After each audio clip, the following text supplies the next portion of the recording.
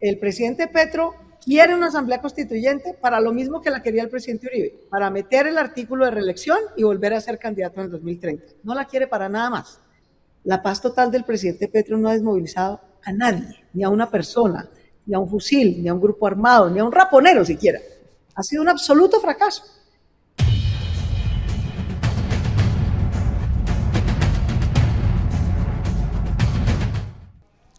Saludos a la audiencia del país, bienvenidos a una nueva emisión de Protagonistas, en este momento con los candidatos a la presidencia. El país viene haciendo entrevistas con los diferentes candidatos que estamos publicando tanto en nuestras redes sociales como en el impreso. En esta ocasión estamos con la candidata Claudia López. Bienvenida, buenos días. Muy buenos días, muchísimas gracias por la oportunidad. Bueno, me alegra que esté aquí con nosotros y es la oportunidad para conocer las propuestas de su candidatura, pero también de que hablemos de algunos temas que esta semana son de actualidad. Voy a arrancar por los temas de actualidad. Una de las polémicas por estos días son los debates de los candidatos a la presidencia. Finalmente el candidato de la izquierda, Iván Cepeda, decidió aceptar la invitación a unos debates con algunas condiciones, pero está limitando estos debates a los tres que están punteando. ¿Qué piensa usted de que esté quedando por fuera de estas propuestas o de estas condiciones que él quiere imponer? El candidato Iván Cepeda lleva 6 meses evadiendo el debate con los colombianos. Hasta para decir que va a ir a un debate necesita leer un papel. De manera tal que realmente aquí el que no quiere debatir con los colombianos es él. Yo creo que ese es un acto antidemocrático y cobarde. Si así es de candidato, ¿cómo será de presidente? La verdad es que los medios de comunicación son los que organizan los debates, no somos los candidatos los que ponemos las condiciones. Son los medios de comunicación los que organizan con unas reglas imparciales los debates y yo los invito a que sigamos haciendo los debates y si el señor Cepeda sale de su escondite y sus discursos de hablarse a sí mismo solamente y quiere venir, bienvenido. Y si no viene, pues no importa, se seguirán haciendo los debates con o sin él. En ese sentido, ¿usted no tiene ningún problema en participar de los debates que se propongan en las próximas semanas? No, nunca, yo ya he participado en varios debates, nunca en mi vida le he huido al debate ni a la democracia. El senador Cepeda, cuando era senador de oposición, decía que había que hacer los debates. Yo misma hice varios debates con él sobre el paramilitarismo en el caso del uribismo, pero ahora que es candidato, dale poder a alguien y lo conocerás. Ahora que es candidato a la presidencia, entonces sí se esconde y evade el debate.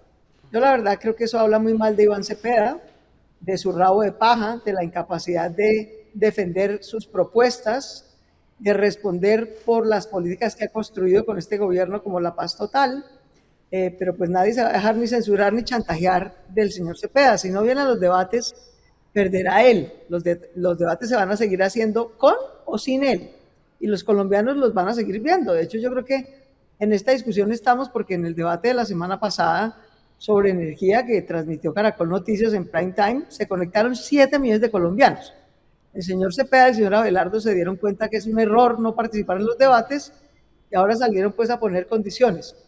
Eso es censura y manipulación y yo los invito a que sigamos dando los debates con o sin ellos. Doctora Claudia, usted dice que nadie tiene ganada la presidencia en este momento. ¿Qué papel juega usted teniendo en cuenta que las encuestas no la dan como para pasar a la segunda vuelta?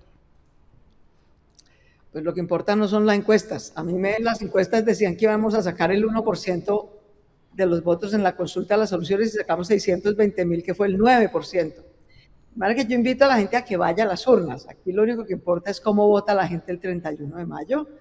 Y yo quiero invitar a la gente de todo el Pacífico, del Valle del Cauca, de Colombia, a que apoyen una opción progresista por la justicia social, pero no petrista, que también va a mejorar la seguridad y apoyar a las pequeñas y medianas empresas para que puedan generar empleo. No se quiere la economía y no dependamos pues de los subsidios ni corrupción de los políticos. Para quienes crean en esa opción de progresismo, de justicia social, con seguridad, con apoyo a las pequeñas y medianas empresas, con 1 millón de becas de educación y trabajo para la gente joven, con un sistema del cuidado para las mujeres, con un sistema de apoyo al campesinado, con una reforma a la salud que recupere el sistema y los medicamentos para la gente, pues nosotros somos su opción, somos una nueva historia para Colombia y los invitamos a apoyarnos con su voto el próximo 31 de mayo. Usted ya dio pues unas píldoras de lo que usted propone, pero digamos, ¿por qué un votante indeciso se inclinaría por apoyarla a usted en las próximas elecciones? Pues depende de cómo piense ese votante indeciso. Si ese votante indeciso cree que la prioridad de Colombia es meter a la cárcel a Álvaro Uribe, pues yo no soy su opción. Si ese votante indeciso cree que la prioridad de Colombia es decir que Petro es un narcotraficante y tratar de enlodarlo con el gobierno de los Estados Unidos, pues yo no soy su opción. Si ese votante indeciso está buscando una persona seria, preparada, hecha pulso, que ha gobernado sin corrupción, que ha sacado soluciones concretas para la gente adelante, entonces yo soy su opción. Y le cuento qué quiero hacer. Quiero concentrarme en 5 reformas sociales. A mí me parece bien que a pesar de todas las dificultades de este gobierno, se haya avanzado en la laboral, en la pensional, en el mejor salario mínimo para los trabajadores. Creo que esos avances debemos complementarlos con 5 reformas adicionales más. La de la salud, porque estamos en una gran crisis, la gente se está muriendo porque no le entregan sus medicamentos. Yo quiero reorganizar el sistema mixto con auditorías, sin corrupción, como lo hice en pandemia para cuidar a los bogotanos en el COVID. Segunda reforma muy importante, la educación y trabajo. Si la gente no tiene educación de calidad en primera infancia, su jornada escolar complementaria o 1 millón de becas de educación superior con trabajo, pues no vamos a echar para adelante, porque ni trabajando salimos adelante. La gente se mata trabajando en Cali de sol a sol, las diarias, y no sale adelante, no por perezosa, sino porque le falta mejor educación, le falta mejor formación para conseguir un mejor trabajo o sacar su negocito adelante. La tercera reforma es para las mujeres. Las mujeres, aún si tenemos becas de educación superior, aún si hay apoyo a las microempresas, mientras no tengamos quien nos apoye cuidando a nuestros niños después del colegio o el jardín, a nuestros hijos en condición de discapacidad, a los adultos mayores de nuestra familia, nosotras vamos a seguir jodidas, lavando, planchando, cocinando y cuidando a todo el mundo gratis, sumidas en la pobreza. Por eso mi tercera reforma que propongo es un sistema de cuidado y protección social para las mujeres, para que sepan que vamos a tener servicios públicos y gratuitos de cuidado para sus hijos, sus abuelos, sus padres, y becas para que ellas puedan terminar el bachillerato, estudiar con el SENA en una universidad, conseguir un mejor trabajo, sacar adelante un negocito. La mitad de la desigualdad de Colombia se explica por la pobreza y falta de educación de las mujeres, así que invertir en la educación de las mujeres, especialmente a las cuidadoras y madres cabezas de familia, es la mejor inversión social de Colombia. La cuarta reforma que quiero hacer es la de apoyo a la pequeña y la mediana empresa. Aún en una ciudad como Bogotá, el 92% del empleo privado, formal que se genera en Bogotá, es por la pequeña y mediana empresa. Lo mismo pasa en Cali, en Barranquilla, en Medellín. Yo estoy de acuerdo con el salario mínimo, pero soy consciente que a un pequeño negocito arrancando, a un nuevo hostal, a un pelado que está poniendo un emprendimiento de software, le va a quedar berraco pagar esa carga laboral. Entonces, lo que creo que hay que hacer no es bajarle y precarizarle el ingreso a la gente, sino subirle el apoyo a las pequeñas y medianas empresas, que les bajemos los impuestos, que les quitemos el cobro de Cámara de Comercio, que les ayudemos a subsidiar la nómina, a mejorar su productividad para que hagan más con menos, ganen más platica, vendan más, incluso puedan exportar. Y la quinta reforma que creo que es indispensable es apoyar a nuestros campesinos, a la gente que produce nuestra comida, las frutas, el café, el cacao, las hortalizas. Mientras en Colombia, mientras Cali esté rodeada de coca y de minería ilegal, el campesinado se siga quebrando porque nadie le compra sus productos legales con un precio de compra garantizado, pues Cali no va a tener paz y Colombia tampoco. Yo creo que esas 5 reformas sociales, más recuperar la seguridad con una fiscalía antimafia, con protección a la gente, trabajando de la mano con la Defensoría del Pueblo, con alcaldes y gobernadores, con las comunidades, fortaleciendo nuestra fuerza pública. Creo que si tenemos seguridad y 5 reformas sociales, vamos a echar para adelante. Así que si usted cree en una nueva historia para Colombia, en un gobierno sin corrupción, con soluciones para la gente, y no con las revanchas de los políticos, del uribismo, del petrismo, pues gracias por conocernos y por apoyarnos con su voto el próximo 31 de mayo. Doctora Claudia, hay otro problemita que tenemos y es la crisis fiscal. ¿Usted ahí qué tiene pensado en esa materia? Mira, lo primero es llegar a gobernar sin corrupción. Realmente buena parte, el nivel de corrupción que estamos viendo en este instante en el gobierno nacional.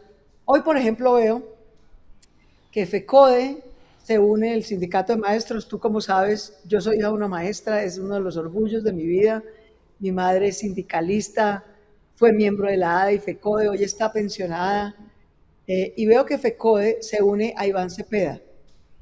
El gobierno Petro destruyó el sistema de salud de los maestros, lo destruyó. El sistema de salud de los maestros es un sistema especial que estaba en la fiduprevisora, que administraba el FOMAC. Tiene hoy el doble de quejas que tiene el sistema de salud. Tiene 2.9 billones de déficit por robo, por corrupción sistemática en los últimos 3 años.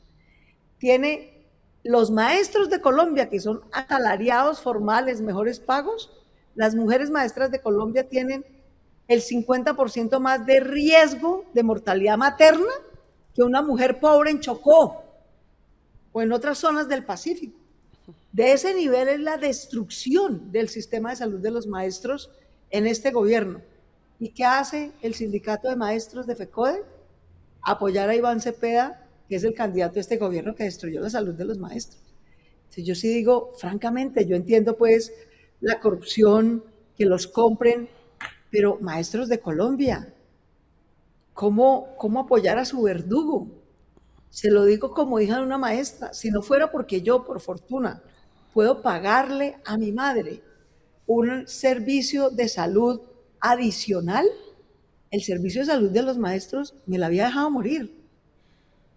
Y aún así salen a apoyar a Iván Cepeda, realmente me parece inaudito, inaudito. Supongo que es un tema pues más de los directivos del sindicato y que los maestros de Colombia que están padeciendo no tener tratamientos, no tener cita con el especialista, que les nieguen los medicamentos, cánceres para los que no hacen quimioterapia, cosas absurdas, pues realmente consideren que una persona que gobierne sin corrupción y que recupere el sistema de salud puede ser una mejor opción que la de Iván Cepeda. Y recientemente, si no estoy mal, hubo protestas, ¿no? Por la salud de los maestros. Vea usted cómo es de contradictoria. El 16 de abril, FECODE estaba haciendo paro nacional contra el gobierno Petro por el robo, el deterioro y las fallas del sistema de salud de los maestros. Y hoy se adhieren a Iván Cepeda. Entonces, señores, ¿quién los entiende? Por un lado marchan y por otro lado votan por sus verdugos que se robaron el sistema de salud de los maestros. Yo francamente creo que esa sí es una inconsistencia imposible. Pero no estamos condenados a eso, ni estamos condenados a que el uribismo y su vieja corrupción y sus falsos positivos y su tirria con la gente y su profunda injusticia social sean la única alternativa al gobierno de Petro. Aquí hay una hija de una maestra progresista, no petrista, que ha gobernado sin corrupción, que sacó adelante el sistema de salud de Bogotá en la pandemia para cuidar a la gente del COVID, que sacó adelante el metro de Bogotá. Asimismo quiero sacar el tren de cercanías de Cali y del Valle del Cauca, que sacó adelante la educación pública de Bogotá y creó el sistema de becas de jóvenes a la U. Asimismo quiero trabajar con la Universidad del Valle, con las universidades de alta calidad del Valle del Cauca y del Pacífico, para que organicemos 1 millón de becas para mujeres, jóvenes y personas mayores de 50 que necesitan reentrenarse, para que la vida no sea trabajar y trabajar y trabajar y trabajar y nunca salir de pobre, sino que de verdad con educación de calidad puedan mejorar sus ingresos, su trabajo o su negocio. Eso es lo que yo quiero hacer en la vida, lo he demostrado, lo sé hacer, ya lo hice como alcaldesa de Bogotá y lo quiero hacer como presidenta de Colombia. Doctora Claudia, ¿por qué cree usted que el centro político se ha desdibujado y ahora prevalecen estos extremos? Ese sí es un fenómeno en todo el mundo, digamos, el populismo está de moda, el populismo autoritario desafortunadamente está de moda en el mundo, porque las redes sociales permiten difundir información, pero también permiten fabricar mentiras, generar odios, eso está hiperprobado. Las redes sociales han servido para que maquinarias con mucha plata, cuentas que no son realmente personas, generen tensiones, peleas, polarización, y desafortunadamente está siendo el medio por el que más informa a la gente. Porque este es el último país de América Latina que al fin dejó de matar a la gente humilde y a la gente de izquierda y le permitió organizarse para que compitiera, y eso genera, esa era una tensión contenida que se está reflejando en este momento en la política colombiana y que genera representación de gente excluida, cosa que yo celebro, pero también mucha polarización, y todo eso tiende a licuar las posiciones más moderadas, más sensatas, de más eficacia, que no generan odios, que no invierten miles de millones de pesos en redes para fabricar información falsa, pero también por nuestra propia decisión, debo decirlo. Si hubiéramos hecho una consulta como lo propuse y invité hasta último minuto con otras personas del centro, como el exalcalde de Cali, Maurice Armitage, o con Sergio Fajardo, pues tendríamos un frente de experiencia, cero corrupción, buen gobierno, más unificado, y eso nos permitiría competir de mejor manera con estos radicalismos duros del petrismo y del uribismo. Yo creo que muchas personas estaban buscando una opción de centro precisamente. ¿Usted cree que Sergio Fajardo cometió un error al no aceptar esa invitación en su momento y ahorita de pronto se está viendo eso? Sí, sin duda, yo sí creo, eso es como de sentido común. O sea, ya estamos enfrentando a dos polos muy difíciles, si además los enfrentamos divididos, pues es como de sentido común, ¿no? Va a ser más difícil. Entonces sí, yo creo que fue un error, y que hasta el último momento Sergio será el llanero solitario que no se une con nadie y que siempre divide el centro, desafortunadamente. Esta fragmentación política también ha influenciado mucho, o bueno, ha llevado casi que a la pelea al interior del Partido Verde que usted, pues, en el que estuvo pues tiempo atrás. Eso también es una muestra de cómo estamos en el país, o sea, ¿se desbarata un partido por la misma polarización? No, en el caso del Partido Verde sí no se acabó por la polarización. El Partido Verde en el que yo estuve, como tú bien recuerdas, durante 10 años, renunciamos con Mocus hace 2 años, pero al Partido Verde no lo acabó la polarización, lo acabó la corrupción con el petrismo. Eso fue lo que lo acabó. El Verde siempre había sido un partido de centro y de izquierda. El sector de izquierda se fue a gobernar con Petro, pese a que nosotros pedimos hasta último minuto que, aunque habíamos votado por la izquierda en aras de que la gente más humilde pudiera tener representación, el Verde nunca ha apoyado candidaturas de derecha, mucho menos uribistas, pero que mantuviéramos una prudente distancia e independencia del gobierno Petro, que apoyáramos todas las reformas sociales, la inclusión social, la justicia social, pero que no entráramos a cogobernar ni a responder por el gobierno. Finalmente, el sector petrista del Verde, como Duvalier, como Ariel, como el gobernador Carlos Amaya, decidieron irse al gobierno con la desgracia, además, de que se fueron a hacer corrupción. Corrupción en el ICA, corrupción en el SENA, corrupción en la UIAF, una desgracia absoluta, una vergüenza con la gente. Entonces, al Verde no lo acabó la polarización, al Verde lo acabó la corrupción del petrismo que se fue a gobernar haciendo corrupción con Petro. Y listo, pues desafortunadamente se volvió un apéndice de la corrupción del petrismo.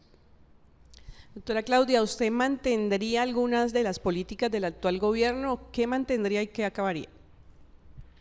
Varias cosas. Yo creo que lo que más se han equivocado sin duda es en corrupción. Yo en cambio he sido una persona, Colombia me conoce, el Valle me ha visto, Cali me ha visto muchas veces, defender la séptima papeleta, denunciar la parapolítica, sacar adelante la consulta anticorrupción. Yo puedo perder elecciones, pero nunca he perdido el alma y nunca he perdido los principios. Yo fui senadora de oposición defendiendo la paz y la desmovilización de las FARC, nunca tuve un escándalo de corrupción. Fui alcaldesa de Bogotá y administré la chequera más grande de Colombia, no tengo un solo escándalo de corrupción. Entonces, ese ha sido el sello de mi vida, y ese sello de capacidad de gobierno sin corrupción, con una gran agenda de justicia social, es lo que me ha caracterizado. Por eso continuaría la reforma laboral, yo estoy de acuerdo. Aquí el uribismo hace 20 años le quitó a la gente el pago por horas extras, el pago de festivos, el pago de dominicales, con el cuento de que eso iba a subir el empleo formal. ¡Ah! El empleo formal no subió, lo que subió fue la precariedad laboral, porque la visión del uribismo y de la derecha muy sectaria y muy elitista de Colombia ha sido darle privilegios a los ricos y pagarle mal a los pobres. Y eso obviamente nos mantiene pobres, desiguales y subdesarrollados. Entonces yo estoy de acuerdo con la reforma laboral, con el mejor salario mínimo para los trabajadores, con la reforma pensional, con la entrega de tierras a los campesinos. Maravilloso. ¿Con qué complementaría eso? Yo creo que los campesinos de Colombia, del Valle del Cauca, del Pacífico, no solamente necesitan tierra, evidentemente necesitan tierra para producir, pero también necesitan crédito barato y precio de compra garantizado. Mientras en Colombia lo único que se compre con precio de compra garantizado sea la coca y el café, vamos a seguir teniendo narcotráfico, corrupción y violencia. Porque no es solamente mejorar la fuerza pública, la fiscalía, la justicia, todo eso hay que hacerlo, pero también necesitamos que la gente pueda vivir, comer, no quedarse en vejez y en pobreza en el campo. Por eso, de las 5 reformas sociales que propongo adicionales para continuar el cambio social en Colombia, que yo apoyo y del que soy parte, es el sistema de precio de compra garantizado para los campesinos. Doctora Claudia, ¿usted estaría de acuerdo con la Asamblea Constituyente? Ahorita hay 2 bandos, ¿no? Los que no quieren y los que sí quieren. Pues no estoy de acuerdo. No estoy de acuerdo porque yo, que soy promotora, mamá, lideresa, uno de mis orgullos en la vida es haber participado como joven líder estudiantil en la Constitución del 91.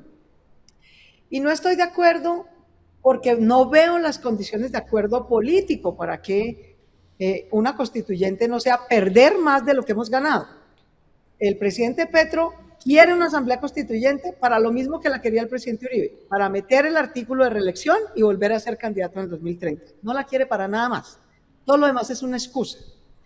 Entonces yo me temo que gana Cepeda, convocan la constituyente, Gustavo Petro viene a encabezar la lista del Pacto Histórico de la Constituyente, entonces Álvaro Uribe vendrá a encabezar la lista del Centro Democrático por la Constituyente, y eso en lo que termine es en que perdamos la tutela, el derecho a la educación, el derecho a la salud, los mecanismos de participación ciudadana y tantas ganancias que tuvimos con la Constitución del 91, porque el petrismo y el uribismo, como ya lo hemos visto en estos años, con tal de matarse entre ellos, son capaces de acabar hasta con el nido de la perra.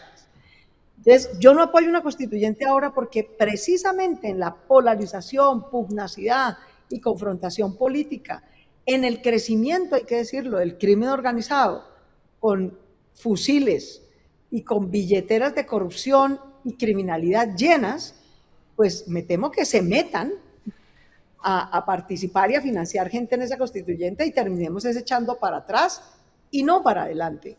Entonces, sin duda hay temas que requieren una reforma de la Constitución. El tema judicial, el tema de reforma a la justicia, el nivel de impunidad de Colombia es absurdo. Crear una fiscalía antimafia, como yo lo propongo, implicaría una reforma a la Constitución, pero yo prefiero tramitarla por el Congreso que hacer una constituyente. Descentralizar más y darle más autonomía a las regiones. Yo que fui alcaldesa, Dios mío, uno vive con rodilleras en el gobierno nacional. No me imagino a mi pobre colega Felipe cuando era alcalde en Jamundí. Virgen Santísima, lo que le tocaba a Oscar cuando era alcalde de Palmira. Los pobres alcaldes de Colombia viven en Bogotá de rodilleras, tratando de que los reciban, les paren bolas, les den una partida, se meten los congresistas a intermediar esas partidas, se roban parte de la partida, se meten contratistas corruptos a intermediar eso, se roban otra parte, y cuando vuelve el pobre alcalde, vuelve con el 20% de la plata que le iban a dar, que la robaron en el camino. Entonces, el centralismo presidencialista de Colombia, Dios mío, ni hace ni deja hacer. Ese es un tema que conversamos con los gobernadores la semana pasada, y yo sí estoy por la descentralización regional, por descentralizar planación nacional. ¿Para qué carajos viene todo el mundo a Bogotá? Lo que necesitan son los alcaldes de Buenaventura, del Pacífico colombiano, que por grupitos tengan allá su propio equipo de planeación, que allá estructuren los proyectos, que la gente vote por presupuesto participativo y no los congresistas aquí metiendo corrupción con el gobierno nacional. ¿En qué proyectos se invierte la inversión nacional? Entonces, hay temas que requieren reforma: la impunidad, la justicia, la descentralización regional, pero yo sí me temo que en una constituyente como te la acabo de describir, más es lo que vamos a echar para atrás que para adelante. Un panorama bastante complicado el que nos dibuja.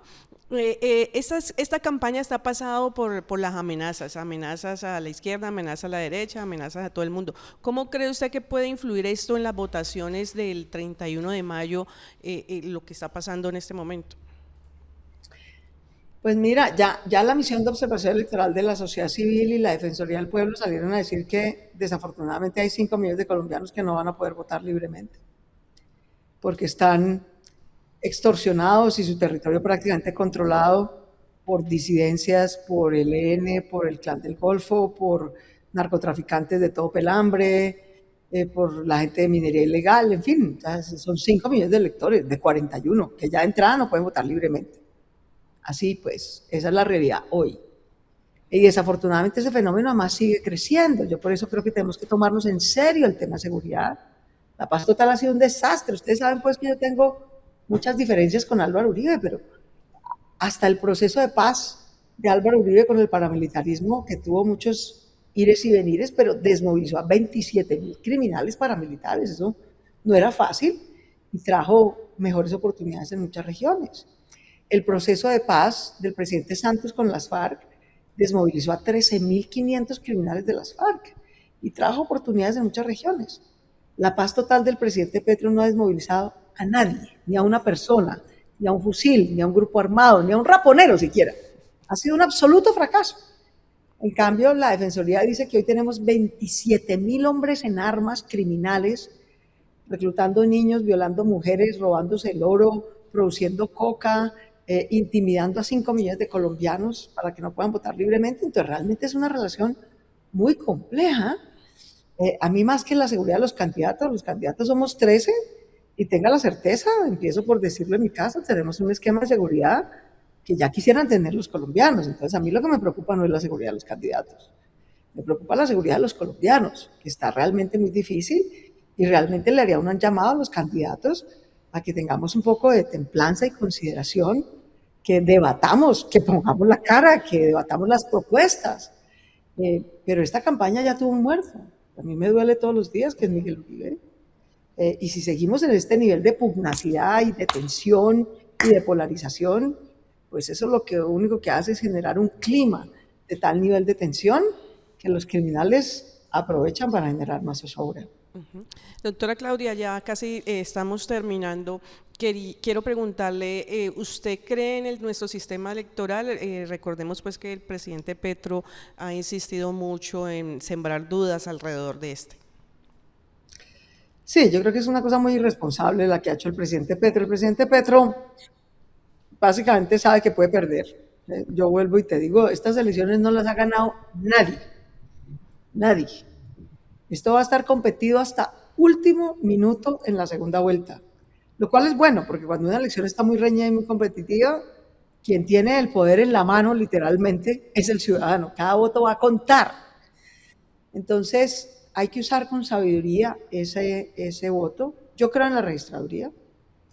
El problema del riesgo electoral en Colombia es o bien porque hay fraude electoral previo, o sea, fraude el que está haciendo el gobierno, usando la chequera del gobierno para promocionar la candidatura del pacto histórico.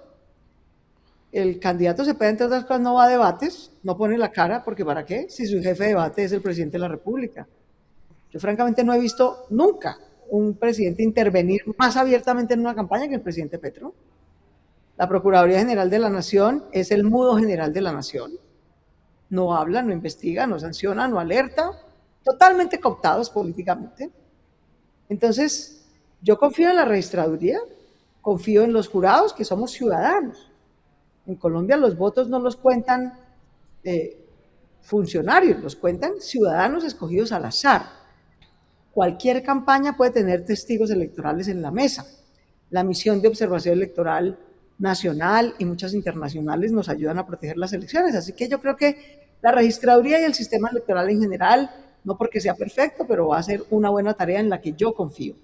Son los chorros de plata del gobierno, de alcaldes y gobernadores interviniendo en política, del crimen organizado interviniendo en política. Eso es lo que genera un riesgo electoral, pero pues tenemos que enfrentarlo. Colombia siempre ha tenido ese tipo de riesgos, desafortunadamente, no es la primera ni la última vez, y tenemos que enfrentarlos, defender la democracia, votar, participar. Yo sí le diría a los 41 millones de colombianos que están invitados el 31 de mayo a votar, vayan a votar por la opción de su preferencia.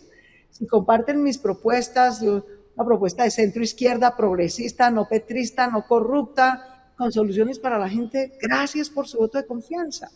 Si usted prefiere algo más de derecha o más de izquierda, vote por la opción de su preferencia, pero vote. Defender esta democracia nos ha costado sangre, sudor y lágrimas. Por favor, participemos, cuidémosla y la ciudadanía nos pondrá en uno de dos lugares, o a gobernar o a hacer control político a quien gane el gobierno, y cualquiera de las dos actividades yo la ejerceré con el mayor gusto ciudadano. Doctora Claudia López, le agradecemos mucho su presencia en el país y bueno, yo creo que ya los caleños, los vallecaucanos, todas las personas que se conecten con nosotros, pues van a tener una idea, digamos, de las propuestas que usted le está haciendo al país. Muchas gracias. A ti mil gracias, al país, a toda la gente del Cali, de Valle del Cauca, del Pacífico, que están pasando por una situación difícil. Si no recuperamos la seguridad en todo el Pacífico, Cali no va a tener paz. Si no sacamos de la pugnacidad del gobierno local y nacional, Cali no va a tener tren de cercanías. Tengan la plena certeza de que conmigo lo tendrán, que los jóvenes tendrán educación, que las mujeres tendrán sistema de cuidado, que los campesinos tendrán precio de compra garantizado, que las familias volverán a tener sus medicamentos. Yo creo que en esas soluciones para la gente es en la que nos debemos enfocar, y les agradezco su apoyo y su voto el próximo 31 de mayo para que Colombia, el Valle del Cauca y Cali tengan una nueva historia de soluciones para la gente.